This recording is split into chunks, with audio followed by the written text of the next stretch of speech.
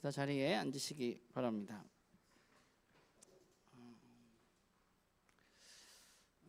나눔교회가 세워진 지 14년하고 6개월 정도가 지났습니다. 제가 여러 번 얘기해서 나눔교회 식구들 중에 아시는 분은 아시지만 저는 원래 그렇게 교회를 개척하고 싶은 마음이 있었던 사람은 아닙니다. 그냥 목사 안수를 위해서 교단의 과정 가운데 어쩔 수 없이 개척을 한 사람입니다. 그래서 교회 초창기에 잘 쉬었던 것 같아요. 예배 드리고 오전에 저희 아내랑 주희랑 예배 드리고 막 밥 싸가서 밥 먹고 오후에 놀러 다니고 그렇게 한 5, 6개월, 4, 5개월을 지냈던 것 같아요. 그러다가 제 안에 들었던 질문이 하나 있는데, 어쨌건 교회는 세워졌잖아요. 교회가 세워졌는데 제 안에 들었던 질문이, 그제서야 했던 질문은, 그런데 교회는 뭘까 하는 질문입니다. 교회는 대체 뭐지? 라는 질문. 되게 안타까운 것은 14년 전에 저는 그 질문에 대해서 제 스스로가 대답할 것이 아무것도 없었다는 것입니다. 더 안타까운 것은 저는 교회에서 태어나서 교회에서 열심히 신앙생활을 했고 몸바쳐 충성한 사람입니다. 제가 신성교회 다닐 때 얼마나 열심히 했냐 하면, 저희 교회 담임 목사님, 지금 원로 목사님이신데, 저희 교회 담임 목사님이 어떤 수련회 와서 저한테 설교 시간에 유시가 우리 교회 기둥이다라고 말할 만큼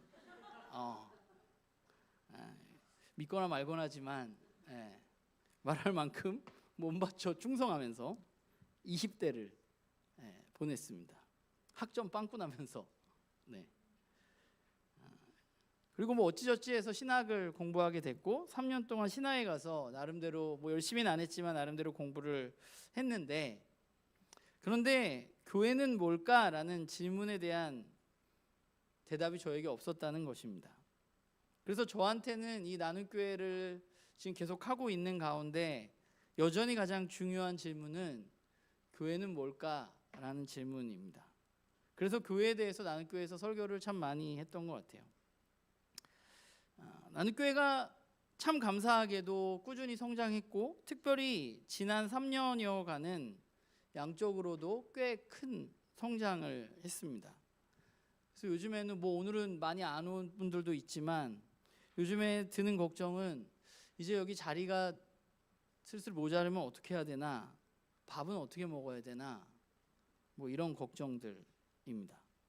성장은 우리들에게 참 좋지만 저에게는 굉장히 부담이기도 하고 좀 위기라고 느끼기도 하고 그렇습니다.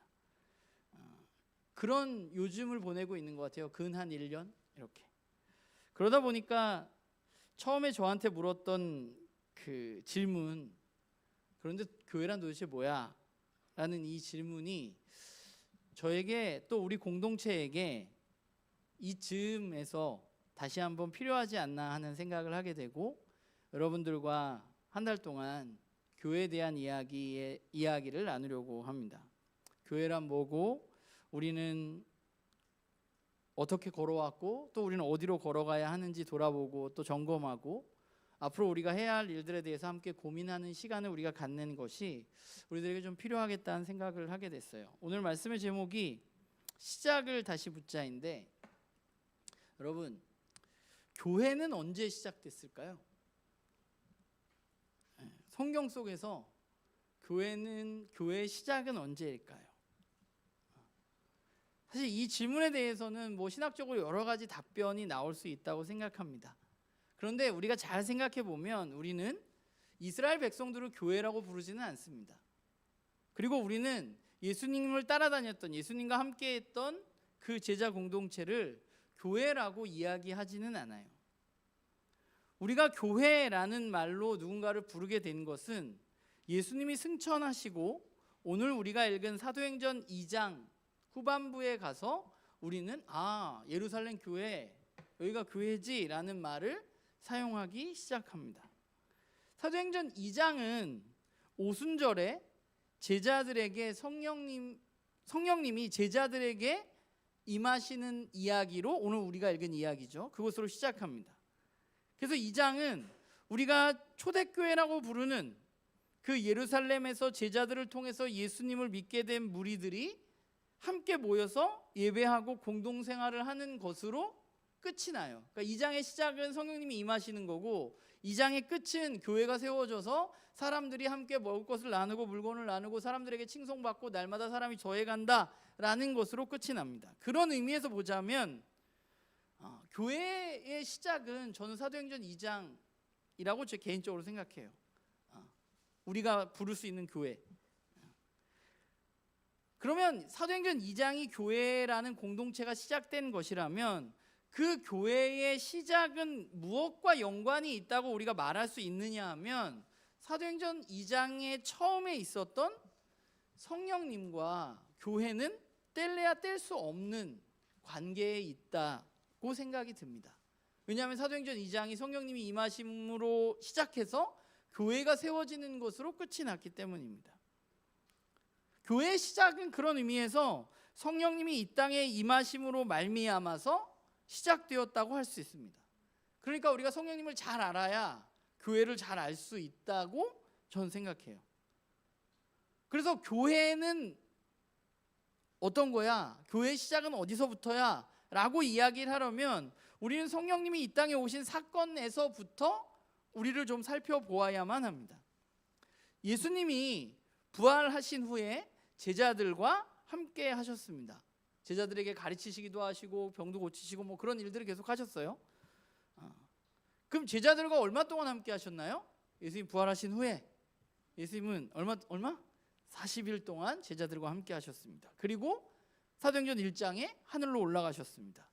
그리고 제자들은 예수님의 약속을 붙들고 마가의 다락방에 모여서 기도했습니다. 그리고 오늘 2장은 오순절 날이 이르렀다고 말합니다. 오순절은 유월절이 지난 후 50일이 바로 오순절입니다. 그러니까 예수님이 언제 돌아가셨어요? 유월절에 돌아가셨잖아요. 유월절 어린 양으로 돌아가셨잖아요. 유월절에 돌아가셨으니까 예수님이 승천하신 후에 40일 동안 함께 계시다가 그러면 며칠이 남아요? 한 10일 정도 제자들이 모여서 함께 기도했겠죠. 그리고 오순절이 되어서 제자들에게 예수님이 약속하셨던 성령님이 임하는 사건이 일어나게 되고 오늘 말씀에 보면 그 사람들이 성령의 충만함을 받았다라고 말합니다.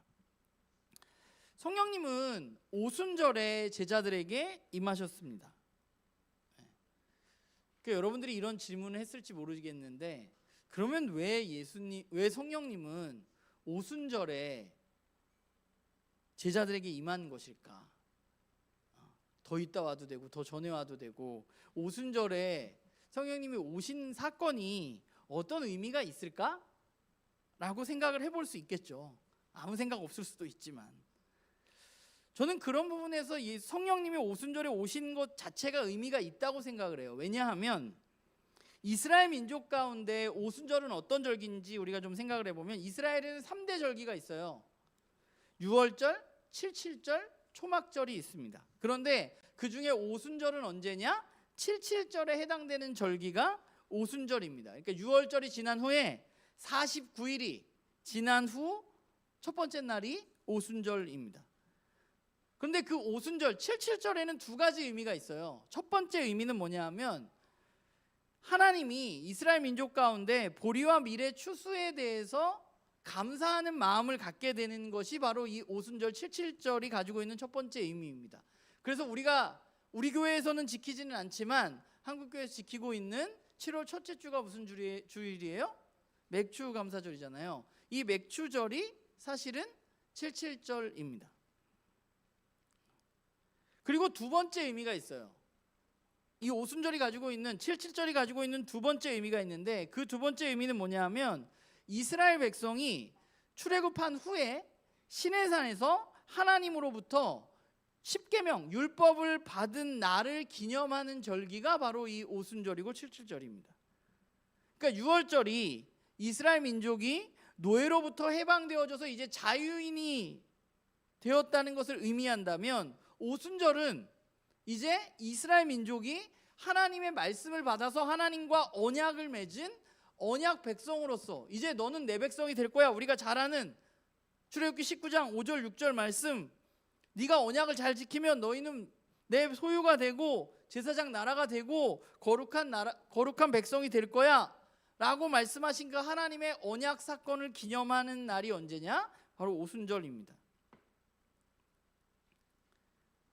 그러니까 많은 신학자들이 누가가 두 가지 책을 썼다고 생각하죠. 누가복음과 사도행전을 썼다고 생각하는데, 그 많은 학자들이 이 오순절에 성령님이 오신 사건과 시내산에서 이스라엘 민족이 하나님과 언약을 맺은 사건이 연관이 있다고 이야기합니다. 그러니까 시내산에서 하나님 앞에 율법을 받고 언약을 맺었던 그 계약과 성령님이 제자들에게 임한 이 사건이 연결되어져 있다면 우리가 어떤 의미로 받아들일 수 있느냐 하면, 오늘 읽은 우리가 2장 1절부터 11절 말씀, 이 오순절에 제자들에게 성령님이 임하는 사건은 과거에 이스라엘 민족이 하나님에게 율법을 받아서 하나님의 백성으로 살아가는 삶을 주셨듯이 이제 새로운 공동체, 새로운 백성, 오순절에 성령을 통해서, 과거에 율법이 주어져서 이스라엘 민족이 하나님과 언약 백성이 되었다면 이제 성령님을 통해서 예수 그리스도를 받아들이고 믿는 사람들에게 그들을 통해서 하나님은 언약을 맺으시고 그들을 통해서 하나님의 뜻을 이루어 가기를 원하신다고 우리는 볼 수 있는 것이죠. 그러니까 오순절의 성령 강림이 그야말로 하나님의 큰 구원의 경륜 가운데 이제 정말 새로운 시대가 시작되어진, 예수님이 오신 사건으로 물론 시작되었지만 성령님이 임함으로 말미암아서 이제 실제적으로 예수님 없는 세상에서 하나님이 원하고자 생각하시는 하나님의 뜻을 이루어가는 새로운 시대가 이 성령님의 임재 사건을 통해서 일어나게 되었다는 것입니다. 그런 의미에서 오순절에 성령이 임했을 때 나타난 현상을 우리가 좀 바라볼 필요가 있어요. 오순절에 성령이 임했을 때 제일 먼저 벌어졌던 일은 뭐예요? 성령의 충만함을 받고 제자들이 어떻게 됐어요? 다 방언으로 말하기 시작했다는 거예요. 성령님께서 이제 인류 역사 가운데 가시적으로 사람들에게 각인되어지게 이 땅에 오신 이 현상 가운데 첫 번째로 나타난 현상은 방언으로 사람들이 말하기 시작했다는 것입니다. 자기 말이 아니라 다른 언어로 말하기 시작했다는 거예요. 오늘 이 사도행전 2장의 방언은 오늘 우리가 생각하는 방언하고는 좀 다른 형태로 볼 수 있어요. 왜냐하면 제자들이 성령으로부터 받은 이 첫 번째 은사인 방언은 오늘 말씀에 있는 것처럼 못 알아듣는 말이 아니라 여러 지방에 있는 사람들이 알아들을 수 있는 여러 지방의 말들이었기 때문에 그렇습니다. 그러면 하나님이 성령을 주셔서 제자들이 성령을 받아서 다양한 언어로 이야기를 하게 되었는데, 그게 첫 번째로 일어난 일인데, 그러면 다양한 언어로 그들이 무슨 이야기를 했느냐? 오늘 11절에 보면 뭘 이야기했어요? 하나님의 큰 일에 대해서 그들이 이야기했다고 나오죠. 방언을 받아서 한 일은 뭐냐면 하나님의 큰 일에 대해서 각 지방의 언어로 말했다는 것입니다. 그럼 하나님의 큰 일은 뭐냐? 하나님의 큰 일은 우리가 잘 아는 대로 하나님이 이 세상을 향한 어떤 구원의 경륜에 대한 예언이고, 예수님이 하나님이 약속하신 메시아라는 사실에 대한 이야기가 하나님의 큰 일입니다. 그걸 어떻게 알 수 있느냐? 그 뒤에 나오는 베드로의 설교를 보면 우리는 알 수 있어요. 그러니까 성령님이 방언을 주신 이유는 무엇인가 하면 그 자리에 있는 모든 사람들에게, 당시에 예루살렘에 있었던 모든 사람들에게 하나님의 큰 일, 즉 예수가 그리스도라는 사실, 하나님이 예수 그리스도를 통해서 이 땅 가운데 구원을 이루어 가시려는 그 사실을 사람들에게 이야기하기 위해서 성령님이 그 사람들 가운데 임하게 되었다는 거예요. 그러니까 방언의 은사가 우선적으로 했던 일은 뭐냐 하면 부활하신 그리스도의 이야기가 다른 사람들에게 선포되어질 수 있도록 성령님께서 그들을 인도하셨다는 것입니다. 그러니까 오늘 우리를 좀 대입시켜 보자면, 우리가 예수 그리스도를 믿을 때 우리가 성령님이 우리 가운데 임하시고 우리와 함께 계시다면 우리가 하는 일은 뭐여야 하냐 하면, 성령님이 오셨을 때 다른 나라 말로 하나님이 큰 일을 이야기했던 것처럼 성령님이 우리에게 오셨을 때 우리가 해야 할 가장 중요한 일은 뭐냐 하면 부활하신 예수 그리스도의 이야기를 내 옆에 있는 친구들이 알아들을 수 있는 말로 우리가 하는 것, 그게 성령님이 우리 안에서 하시는 일이라는 거예요. 그게 성령님이 가장 중요하게 생각하시고 이 땅에 오셔서 첫 번째로 한 일입니다. 우리가 못 알아듣는 말로 막 신비하게 나 방언해, 방언 못해, 이게 아니라 오늘날 우리의 의미에서 보자면 내 옆에 있는 친구들에게 하나님의 큰 일을 그 친구가 이해하고 알아들을 수 있게 우리가 이야기할 수 있는 것, 그게 성령님이 우리에게 주신 능력이라는 거예요. 우리는 그걸로 그 일을 하는 사람들입니다. 그게 성령님이 이 땅 가운데 오셔서 한 첫 번째 일이니까 그만큼 중요하겠죠. 그리고 그 이후에 방언으로 막 말하니까 사람들이 니네 술 취했냐? 이러니까 그 다음에 무슨 사건이 나오냐? 베드로가 나타나서 갑자기 설교를 시작합니다. 그러니까 성령님이 오셔서 나타난 첫 번째 현상은 방언으로 예수 그리스도의 복음을 이야기하는 거였어요. 그런데 성령님이 각 사람에게 그 오순절 다락방에서 기도하는 사람들에게 각 사람에게 임했을 때 또 하나 매우 중요한 일이 일어나게 되는데, 그 중요한 일이 뭐냐 하면 성령을 충만함을 받은 사람 자체가, 성령의 충만함을 받은 사람들이 변화되게 된다는 것입니다. 그 대표적인 인물이 바로 오늘 우리가 읽진 않았지만 2장 12절 그 뒷부분에 나오는 베드로입니다. 그럼 베드로에게는 성령님이 충만했을 때 어떤 변화가 일어났느냐? 그럼 베드로는 어떤 사람인가요? 예수님의 수제자였지만 예수님을 배반했던 사람입니다. 우리가 잘 아는 것처럼 대제사장의 뜰에서 하인이 너 예수님 제자 아니야? 너 예수님 따라다니던 사람 아니야? 라고 이야기하니까 베드로가 난 예수님 모른다라고 3번이나 부인했던 사람입니다. 그러면 베드로는 왜 예수님을 모른다고 했을까요? 나는 절대로 예수님을 배신하지 않겠습니다 라고 말했는데 왜 베드로는 보잘것없는 그 대제사장의 하인이 너 예수님 따라다니는 사람 아니야? 라고 얘기하니까 나 예수님 모르는데? 라면서 왜 예수님을 모른다고 했을까? 베드로가 예수님을 부인한 이유는 딱 하나일 거예요. 두려움 때문입니다. 자신도 예수님이 잡혀가서 고문당하는 것을 보면서 나도 예수님을 안다고 했을 때 나도 이제 저 사람들에게 잡혀가서 채찍을 맞고 죽을 수도 있다는 두려움입니다. 그 두려움은 어디에서 오느냐 하면 죽음에 대한 두려움이거든요. 그런데 그 죽음에 대한 두려움은 저도 그렇고 여러분들도 그렇고 이 세상에 있는 모든 사람들이 가지고 있는 가장 큰 두려움입니다. 베드로도 그것이 두려웠어요. 예수님을 안다고 이야기하면 자신도 잡혀가서 고문을 받고 죽게 될까 봐 두려웠습니다. 그게 원래 이 땅을 살아가는 모든 사람들의 모습입니다. 그런데 성령의 충만함을 받은 베드로는 어떤 모습인가 하면 사도행전 2장부터 4장에 나타난 베드로의 모습, 베드로의 설교를 읽어보면 이 사람이 진짜 베드로가 맞나? 할 정도의 모습이에요. 2장 36절에 보면 예수님 모른다고 했던 사람이에요. 얼마 전까지 50일 전에 한 2달 반 전에 2달 아니구나. 1달 반 전에 나 예수님 모른다고 했던 사람이거든요. 그런데 그 사람이 갑자기 사람들 앞에서 설교를 막 해요. 그러면서 2장 36절에 뭐라고 말하냐면 너희가 십자가에 못 박은 그 사람이, 그 예수가 살아나서 우리의 구원자가 되었다라고 담대하게 선포하는 사람이 되었어요. 그리고 뒤에 보면 성전에 가서 베드로는 사람들에게 예수님을 전하다가 돌에 맞을 뻔했습니다. 그리고 4장에 보면 예수님을 죽였던 그 대제사장 가야바 앞에 베드로가 끌려가게 되는데 거기서 베드로는 뭐라 그러냐면 너희가 십자가에 못 박고 하나님이 죽은 자 가운데서 살리신 나사렛 예수 그리스도에 대해서 담대하게 증언하는 모습을 보게 돼요. 50일 전에 예수님께서 잡히시던 그 밤에 두려움 때문에 그분을 부인했던 그 베드로가 그 장소에서 이제는 두려워하지 않고 예수 그리스도를 증거하는 사람으로 변화되게 된 것입니다. 그게 성령님이 이 땅 가운데 오셔서 하시는 중요한 일입니다.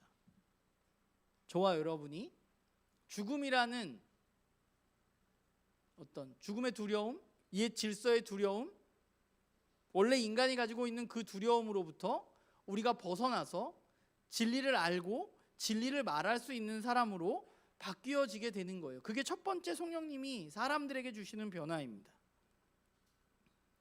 우리는 성령의 충만함에 대해서 이야기할 때 성령님이 주시는 현상에 굉장히 집중합니다.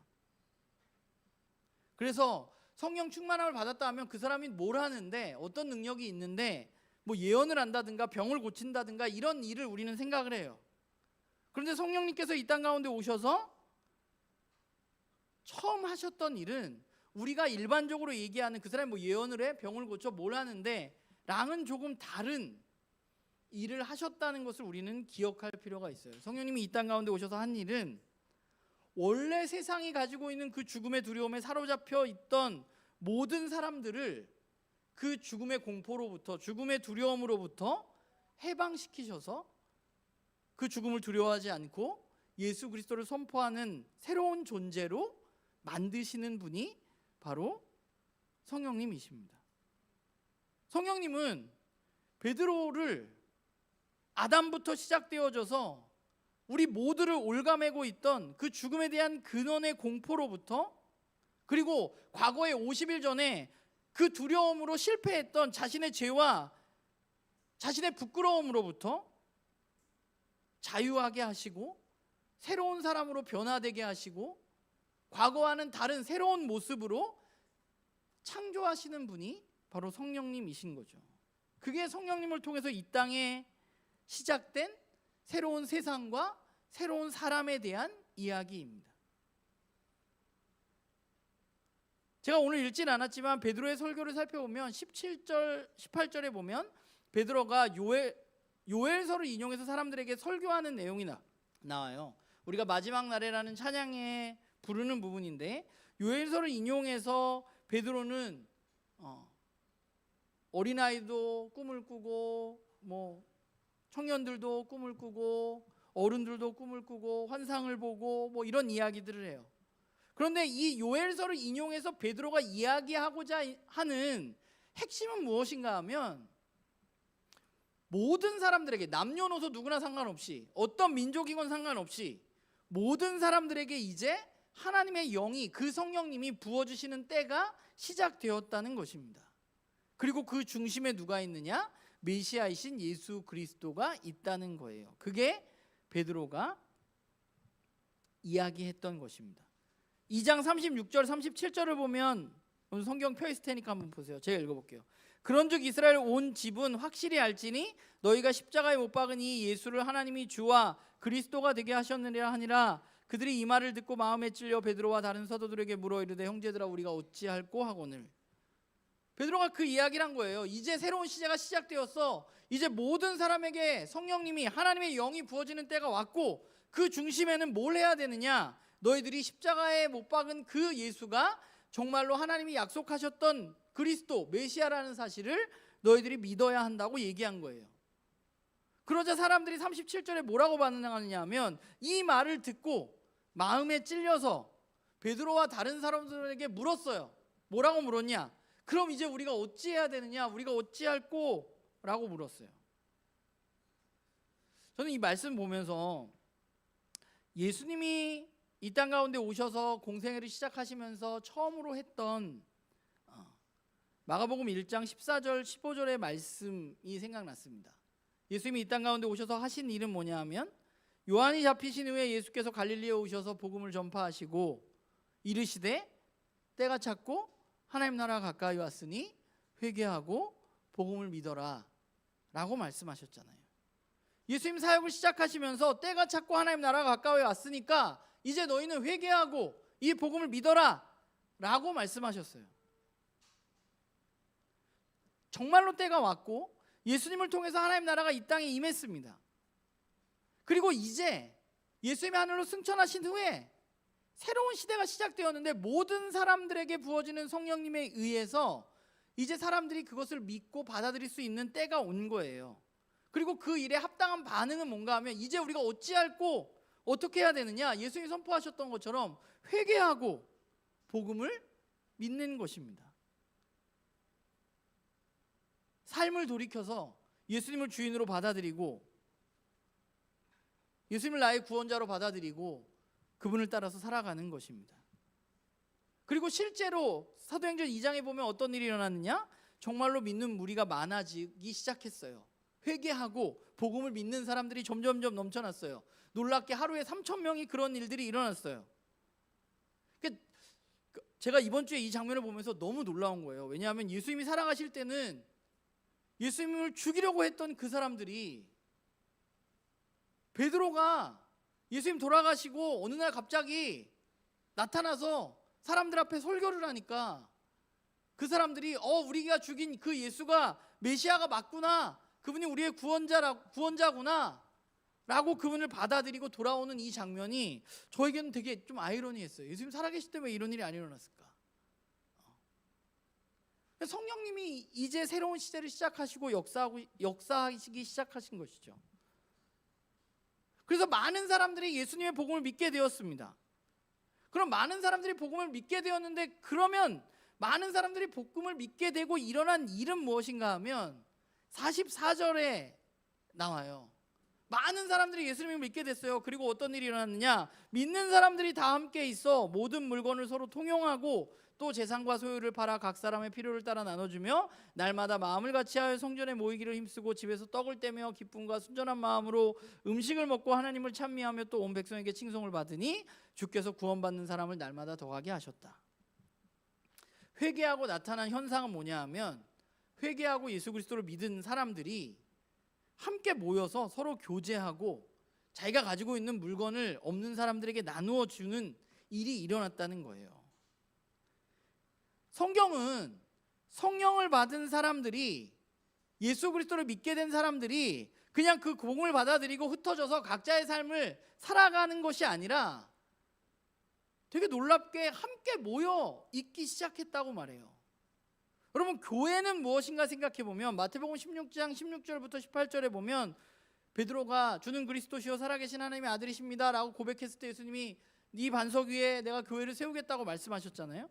교회는 예수님이 하나님이 약속하신 메시아가 맞다는 사실을 믿고 그분을 나의 삶의 구원자, 주인으로 받아들인 사람들의 모임이 바로 교회입니다. 그러니까 사도행전 2장의 성령 강림 이후에 방언이 일어나고 방언을 통해서 복음이 전해지고 변화된 베드로를 통해서 복음이 전해지고 나타난 일이 뭐냐 하면 교회가 생겼다는 거예요. 예수 그리스도를 주인으로 구원자로 받아들인 사람들이 함께 모이게 되었다는 것입니다.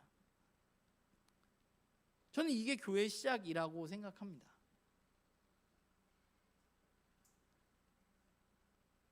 교회의 탄생에 대해서 말하면서 교회가 시작되었는데, 그러면 교회가 한 첫 번째 일은 뭐냐? 오늘 말씀에 44절에 있는 것처럼 믿는 사람들이 다 함께 있어 모든 물건을 서로 통용하고 재산과 소유를 팔아서 각 사람의 필요를 따라서 나누어 줬다는 것입니다. 그게 교회가 한 일이에요. 교회가 이 땅 가운데 생겨서 처음 성경이 교회는 이걸 했는데 라고 말한 게 뭐냐? 다 모여서 물건을 같이 쓰고 재산을 공유하고 소유를 팔아서 각 사람들의 필요를 따라서 나누어 준 것입니다. 공동생활을 하고 물질을 공유하는 것입니다.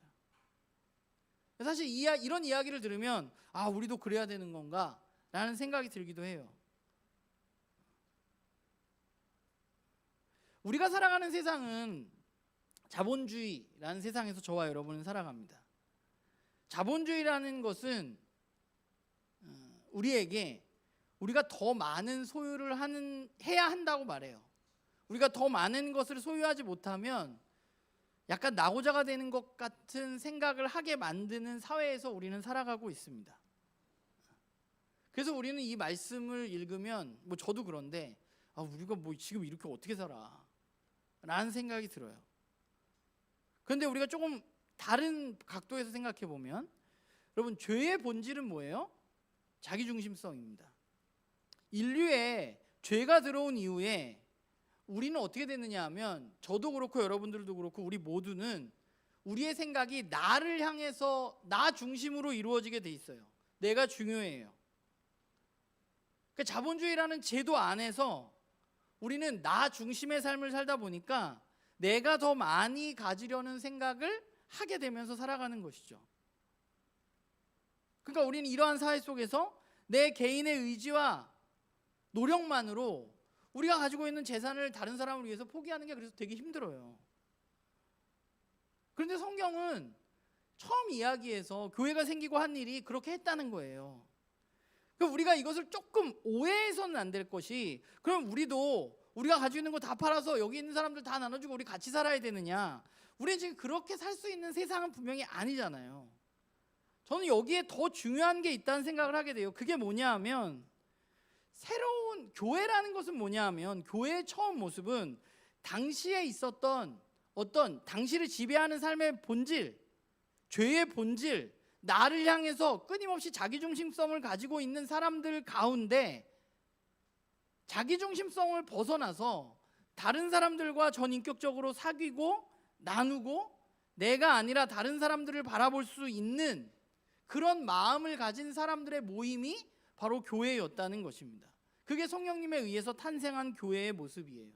그러니까 저와 여러분이 우리가 뭐 다 같이 모여가지고 다 같이 살고 우리의 것을 나눈 이런 게 아니라, 성령 충만해서 교회로 살아가는 사람들은 결국 나 중심의 생각에서 벗어나서 내 옆에 있는 사람들도 좀 바라볼 수 있고 내 옆에 있는 사람들의 부족함을 좀 채워줄 수 있는 사람들로 살아가야만 하는 것이 바로 저와 여러분이 교회로 살아가는 모습이라는 거예요.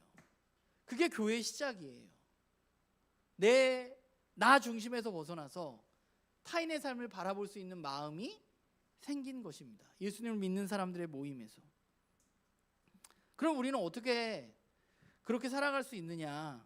제가 봤을 때 우리가 해야 할 가장 중요한 것은 우리가 성령님과 함께 하는 것입니다. 교회와 성령은 뗄래야 뗄 수 없는 것입니다. 근데 우리는 성령에 대해서 얘기하면 늘 그거에 집중했던 것 같아요. 내가 그래서 성령 충만 받았어? 그러면 성령 충만은 어떻게 해야 받을 수 있는데, 성령이 어떻게 해야 충만해지는데, 우리는 여기에 되게 집중했던 것 같아요. 그런데 우리가 해야 할 일은 우리가 어떻게 해야 성령 충만을 받는가가 중요한 게 아니라, 이미 우리 안에 계시는 성령님과 내가 어떻게 함께 어떤 삶을 살아갈 수 있느냐 하는 것이 우리에게 중요한 것이죠. 이미 우리가 예수 그리스도를 믿을 때 그분이 우리 안에 오셨는데, 그럼 이제 우리는 그분의 뜻을 따라서 어떻게 살아갈 것인가 하는 것이 저와 여러분이 고민해야 될 부분입니다. 성령님이 충만한 삶은, 성령 충만한 사람은 어떤 사람이냐? 조금 전에 말했지만 옛 질서인 자기중심성을 벗어나서 내 옆에 있는 지체들을 바라보고 돌보는 삶을 살아갈 수 있는 사람이 성령 충만한 사람입니다. 그게 성령님이 하시는 일이니까. 그리고 성령 충만한 사람은 어떤 사람이냐? 내가 내 옆에 있는 지체들에게 예수 그리스도의 증인으로서 예수 그리스도의 복음을 그 사람들에게 잘 전달해 줄 수 있는 사람이 성령 충만한 사람들입니다. 그래서 우리는 그 성령님과 함께 그 일들을 해 나가야만 하는 것이죠. 우리가 교회에서 교회의 시작을 살펴보면서 우리가 교회로서 뭘 해야 되느냐? 우리는 성령 충만한 삶을 살아야 돼요. 나 중심에서 벗어나서 내 옆에 있는 지체를 바라볼 수 있는 삶을 살아가야만 하고, 나는 내가 믿었던 그 예수 그리스도의 복음을 이제 두려움에서 벗어나서 다른 사람들에게 증거할 수 있는 사람으로 살아가야만 하는 것이죠. 그게 우리들이 이 땅 가운데서 교회로서 걸어가야만 하는 길입니다. 초대교회는, 교회가 시작되었을 때 그 교회는 그냥 어떤 영적인 충만함, 우리가 생각하는 뭔가 신비한 것, 이런 것이 아니라 그 교회의 시작은 굉장히 사람들의 실질적인 삶과 관계가 있었습니다. 우리만 힘든 게 아니라 그 사람들도 너무 힘든 사람들이었습니다. 21세기도 힘들지만 1세기도 힘들었겠죠. 그런데 그 예수 그리스도로 충만해진 그들, 성령님으로 충만해진 그들은 세상의 질서를 뒤엎고 하나님이 원하시는 뜻을 이루어가는 사람들이었습니다. 나눔교회를 돌아보면 제가 생각하는 14년은 잘 견뎠다는 생각을 하게 돼요. 지금 우리가 얘기했던 이 교회라는 어떤 희망의 끈을 놓지 않고 그냥 잘 견뎌왔던 것 같아요. 그 교회를 이루어가기 위해서 여전히 부족하지만 상황이 조금 좋아졌으면 더 좋겠지만 상황은 점점 안 좋아지는 것 같아요. 여기저기서 교회라고 이름 붙여진 어떤 조직들의 어떤 민낯들이 여실하게 드러나고 있고 교회는 점점 이상한 집단으로 매도당하고 있습니다. 그런 상황 가운데 우리는 그럼 여전히 교회에 희망이 있느냐, 우리가 이렇게 함께 모여서 예배드리는 것이 의미가 있느냐에 대해서 생각해 보자면 저는 답이 없는 것 같은 이 세상 가운데 여전히 그래도 성령 충만한 교회가 답이라고 생각합니다. 인류의 역사에서 언제나 편하고 좋았을 때는 없었고 우리도 마찬가지입니다. 우리가 교회로서 해야 할 일은 교회의 시작을 우리가 살펴보면서 교회의 시작을 다시 물으면서 나는 정말 성령 충만한 삶을 살고 있느냐, 나는 정말 변화되어져서 자기중심성에서 벗어나서 새로운 하나님의 백성으로서의 새로운 삶을 내가 살아가고 있느냐 하는 것 한 가지와 또 하나는 내가 새로운 삶을 살아가는 사람으로서 내 옆에 있는 지체들을 정말 바라보고 돌보고 있느냐 하는 또 하나의 모습이 우리 가운데 나타나고 있느냐 하는 것인 것 같아요. 저는 우리 교회가 계속해서 그렇게 지금까지 저는 여러분들이 너무 잘해주고 있다고 생각해요. 제가 생각한 것보다 나눔교회 식구들은 너무 잘해주고 있어요. 저보다 여러분들이 너무 잘해주고 계신 것 같아요. 너무 감사해. 그런데 앞으로도 마찬가지입니다. 앞으로도 우리는 계속 잘해야 돼요. 잘 견뎌야 하고 그 꿈을 잃지 말고 우리는 교회로서 계속 걸어가야만 합니다. 성령님이 주시는 힘과 은사로 이 땅 가운데 정말 교회답게 교회다운 면모를 이 이상한 교회들이 많은 세상 가운데 이런 교회도 있어, 이게 진짜 교회야, 뭐 이렇게 우리가 말할 수 있을지 모르겠지만 그런 공동체로 저는 저와 여러분이 그렇게 잘 자라가기를 주님의 이름으로 정말 간절히 소망합니다. 기도하겠습니다.